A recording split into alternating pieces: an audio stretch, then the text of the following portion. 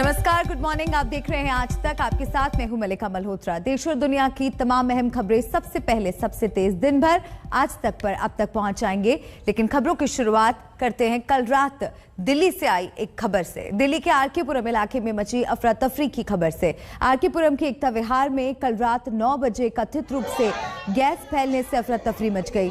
दहशत में लोग घरों से बाहर सड़कों पर आ गए। लोग आंखों में जलन और सांस लेने में दिक्कत की शिकायत कर रहे थे।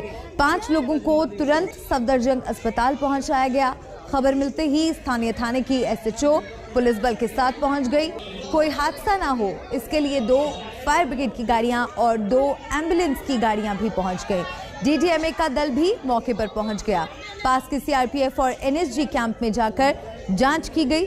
दिल्ली पुलिस के मुताबिक कहीं से किसी गैस लीक की पुष्टि नहीं हो पाई है। पुलिस के मुताबिक ये सामान्य है। पुलिस अब इस बात की जांच कर रही है कि आखिर अफरा तफरी फैली कैसे। यहाँ पर लोगों में अफरा तफरी मची, तो जैसे ही मैं मौके वारदात पर पहुंचा तो मुझे पता लगा। जैसे ही मैं पहुंचा तो मेरे गले में, मेरे जो साथी मेरे साथ पहुंचे तो हमारे गले में एकदम से जहरीली गैस का अटैक हुआ। आंखों में जहरीली गैस अटैक हुआ, आंखों में गले में जहरीली। लोग बात काफ़ी परेशान हो गए। पूरी कॉलोनी में हावतड़े मच गई। ये हुआ क्या अचानक से। तो हमारे पीछे एक एनएसजी कैंप और एक सीआरपी कैंप है। तो हमारे सभी साथियों का, हमारे कॉलोनी वासियों का ये मानना है कि ये जहरीली गैस है जो वहीं से लीक हुई है। जिसके चलते मैंने एक कमांडेंट से बात भी करी थी, उनका जो सिपाही था, कि मैंने कहा आपके यहाँ से कोई जहरीली गैस छुटी है। तो उनमें से एक ने मुझे ये भी कहा था कि 5 मिनट में नॉर्मल हो जाएगा। फिर मैंने बोला हुआ क्या है, तो फिर वो बात को दबाते हुए बोला कि मुझे नहीं पता, पीछे से आ रही है सीआरपी कैंप से। तो मैंने जाकर सीआरपी कैंप में पीछे पता गया। सीआरपी कैंप बोला हमारे यहाँ से तो कोई नहीं है हमारे जगह। लेकिन जो मेरा मानना है, हमारे लोगों का मानना है कि एनएसजी कैंप से ही शायद कोई गैस लीक हुई है, जिसके चलते वो गैस काफ़ी जहरीली थी। तो जो सारे लोगों को काफ़ी परेशानियाँ हो रही। तकरीबन 40-50 लोग हॉस्पिटल एडमिट हो चुके। और अब आगे इस पूरे मामले की जांच हो रही है। इससे जुड़े अपडेट्स आप तक पहुंचाएंगे। आगे बढ़ते हैं। किसान आंदोलन की तपिश के बीच बीजेपी जेवर एयरपोर्ट के जरिए पश्चिमी यूपी में उड़ान भरने की तैयारी कर रही है। करीब 2 दशकों से घोषणाओं और फाइलों में घूमता जेवर एयरपोर्ट अब धरातल पर उतरने जा रहा है। आज प्रधानमंत्री नरेंद्र मोदी दोपहर 1 बजे जेवर इंटरनेशनल एयरपोर्ट का शिलान्यास करेंगे। 3 कृषि कानून वापस लेने के बाद पश्चिमी यूपी में प्रधानमंत्री का पहला बड़ा कार्यक्रम होगा।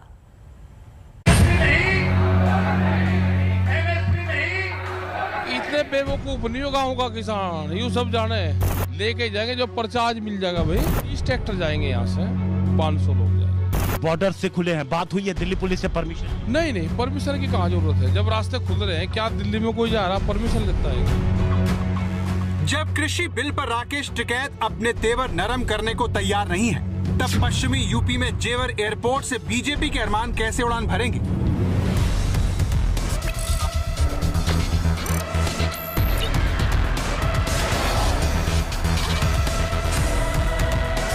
आज उत्तर प्रदेश डबल इंजन सरकार के डबल लाभ का बहुत बड़ा उदाहरण है कि जिस यूपी को देश के विकास में एक रुकावट के रूप में देखा जाता था, वही यूपी आज देश के बड़े अभियानों का नेतृत्व कर रहा है। जब यूपी में बीजेपी को हराने के लिए अखिलेश छोटे दलों का साथ ले रहे हैं, समाजवादी पार्टी के राष्ट्रीय अध्यक्ष आदरणीय अखिलेश यादव जी लगातार इस प्रयास में हैं कि उत्तर प्रदेश में जो छोटे दल हैं, जो डॉक्टर लोहिया, डॉक्टर अम्बेडकर की विचारधारा को आगे ले जाना चाहते हैं, जो किसानों की लड़ाई लड़ रहे हैं, कमजोर, पिछड़े, दलित, बेरोजगारों की आवाज उठा रहे हैं, वो सब लोग एक मंच पे आए और उत्तर प्रदेश से भारतीय जनता पार्टी का सफाया करें।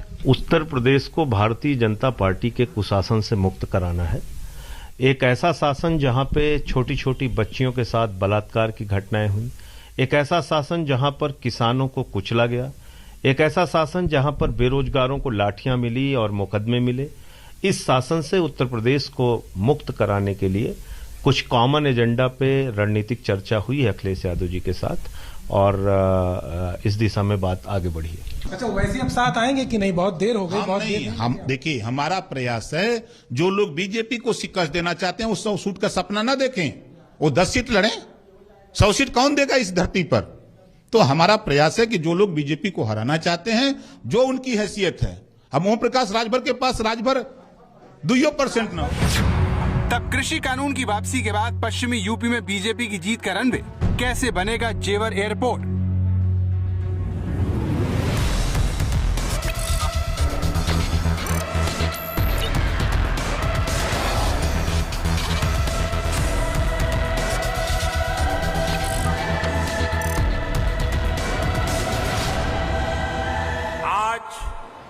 उत्तर प्रदेश की चर्चा बड़े इंफ्रास्ट्रक्चर प्रोजेक्ट और बड़े फैसलों के लिए होती है।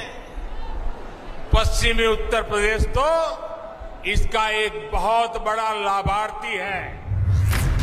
जेवर एयरपोर्ट से पूरे दिल्ली एनसीआर की तस्वीर बदलने की उम्मीद है। जेवर में दुनिया का चौथा सबसे बड़ा और एशिया का सबसे बड़ा एयरपोर्ट हकीकत में बदलने वाला है, जो 1 लाख लोगों को रोजगार देगा।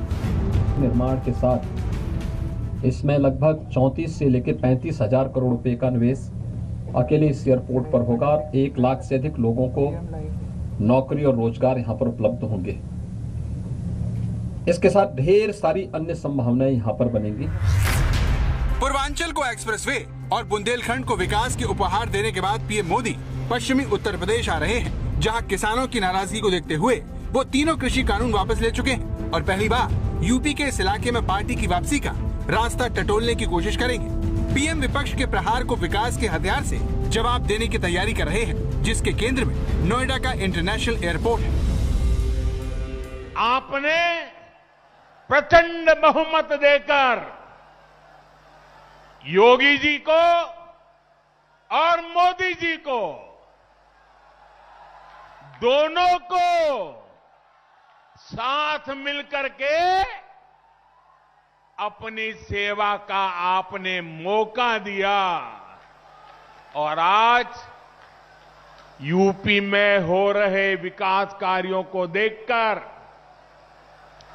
मैं कह सकता हूं इस क्षेत्र का यूपी का भाग्य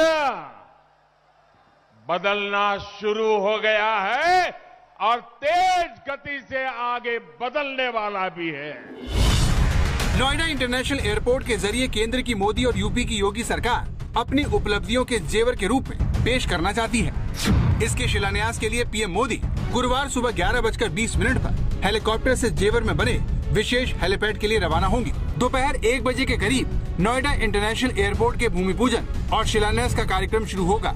इसके बाद पीएम मोदी रैली के जरिए बीजेपी का चुनावी अभियान शुरू करेंगे। बीजेपी इसे पश्चिमी उत्तर प्रदेश में अपनी सबसे बड़ी रैली बता रही है, जिसमें 2.5 लाख से अधिक लोगों के शामिल होने की उम्मीद है। जेवर एयरपोर्ट का शिलान्यास प्रधानमंत्री नरेंद्र मोदी स्वयं करेंगे और उत्तर प्रदेश सरकार का कहना है कि ये विशाल एयरपोर्ट आसपास के इलाकों को बहुत मदद करेगा। अगर नोएडा की बात करें तो नोएडा को अपैरल सिटी, कपड़ों की सिटी कहा जाता है और यहाँ जितने भी बिजनेसमैन हैं उन सब का कहना है कि एक बार जेवर एयरपोर्ट चालू हो जाएगा तो यहाँ बिजनेस को काफी बड़ा बूस्ट मिलेगा।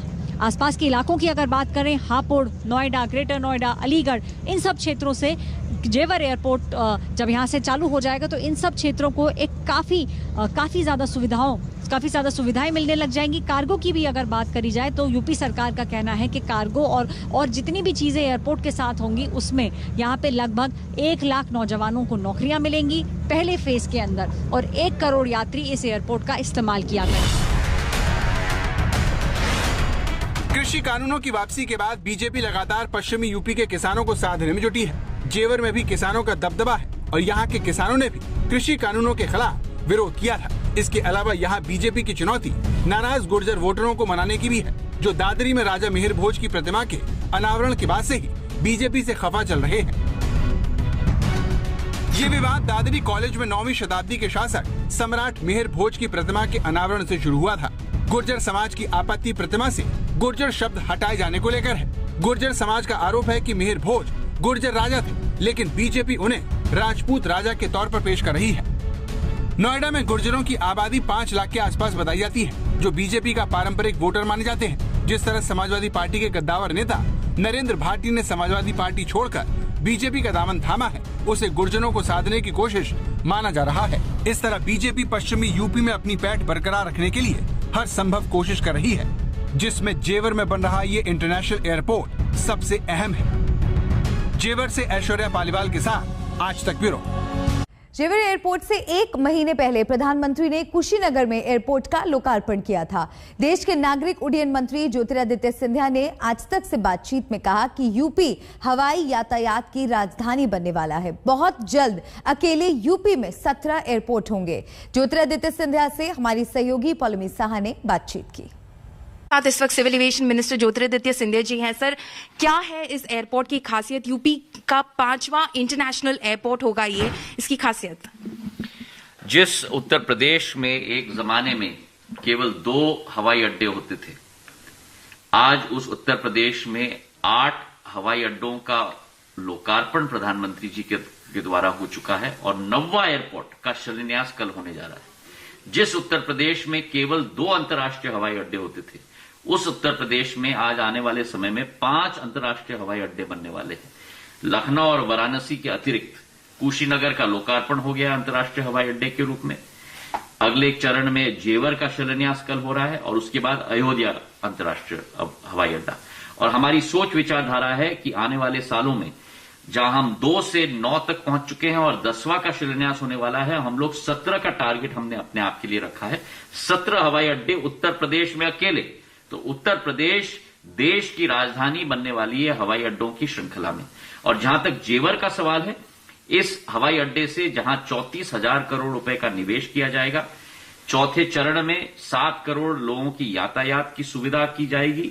इस एक एयरपोर्ट के जरिए हमें पूरा विश्वास है कि ये भारत का नवरत्न आने वाले समय में बनने वाला है, केवल उत्तर प्रदेश का नहीं और एशिया का सबसे बड़े हवाई अड्डे के रूप में यातायात की सुविधाएं हमारे आम नागरिक को इस हवाई अड्डे से पूर्ण रूप से मिलेगी और उसी के साथ आर्थिक प्रगति भी और उसी के साथ निवेश और रोजगार के अवसर भी सृजित हो पाएंगे। 1 लाख रोजगार के अवसर इस एक हवाई अड्डे से सृजित हो पाएंगे आसपास के क्षेत्रों को मिलाकर, और करीब 60,000 करोड़ रुपए का निवेश भी इस हवाई अड्डे के इर्द गिर्द भी होगा, जिसके आधार पर पूर्ण क्षेत्र का आसपास के 15 जिलों की आने वाला भविष्य पूर्ण रूप से परिवर्तित होगा। एक विकसित प्रदेश और विकसित देश की भागीदारी में इस क्षेत्र की जनता रही। जैसे जैसे दिन बीत रहे हैं, उत्तर प्रदेश का रण धारदार होता जा रहा है। सत्ता पक्ष और विपक्ष अपने अपने दल को बढ़ाने में लगे हुए हैं। गठबंधनों का दौर चल रहा है। इसी कड़ी में कांग्रेस की बागी नेता अदिति सिंह बीजेपी में शामिल हुई, तो दूसरी ओर आम आदमी पार्टी के संजय सिंह ने अखिलेश यादव से कल मुलाकात की। साथ ही कृष्णा पटेल वाली अपना दल पार्टी ने भी समाजवादी का दामन थाम लिया। यूं समझिए कि गठबंधन वाली राजनीति बहुत तेजी से विस्तारित हो गए हैं ताकि पार्टियां अपने विरोधियों को मात दे सकें।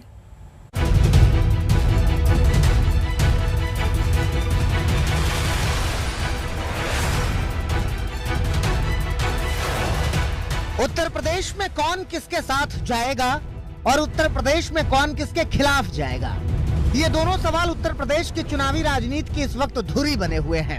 इन्हीं के इर्द गिर्द पूरी राजनीति घूम रही है और पिछले 24 घंटे में तो जिस तरह से समाजवादी पार्टी में बमचक मची है, वो यही बता रहा है कि यूपी में साइकिल की सवारी करने वालों की लाइन लग गई है। ताजा समाजवादी पार्टी में शामिल हुई है कृष्णा पटेल वाली अपना दल। कमेरावादी अपना दल की नेता कृष्णा पटेल ने ऐलान किया है कि उनका समाजवादी पार्टी से गठबंधन हो गया है। अखिलेश जी को लेकर हमारी जो बात हुई है वो सीटों को लेकर नहीं बात हुई है, लेकिन बात हमारी ये भी, हम लोग साथ ही एक मंच साझा करके हम लोग चुनाव लड़ेंगे, मैदान में आएंगे। कृष्णा पटेल वाली अपना दल से पहले आम आदमी पार्टी के सांसद संजय सिंह अखिलेश यादव से मिलने पहुंचे। बहुत संभव है कि बीजेपी के खिलाफ यूपी में आम आदमी पार्टी और समाजवादी पार्टी का कुनबा विस्तारित हो जाए और आम आदमी पार्टी यूपी में झाड़ू लेकर साइकिल पर सवार हो जाए।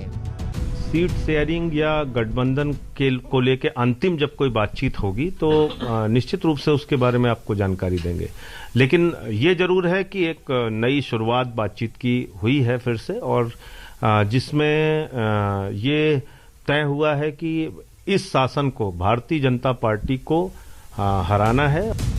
मुलायम सिंह यादव के जन्मदिन पर उनसे मिलने घर पहुंचे शिवपाल यादव भले ही अपनी पार्टी प्रगतिशील समाजवादी से मैदान में उतरे हों, लेकिन अटकलें यहां भी हैं कि संकेतों को अगर समझा जाए तो बहुत संभव है कि चाचा भतीजे के बीच पुरानी बातें भुलाकर फिर से बात बन जाए और दोनों साथ आ जाएं।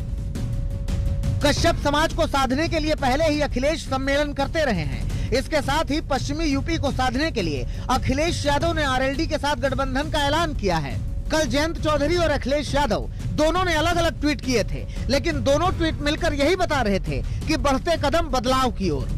साफ है कि सीटों के बंटवारे को लेकर दोनों दलों में जो माथापच्ची चल रही थी उस पर सहमति बन गई है।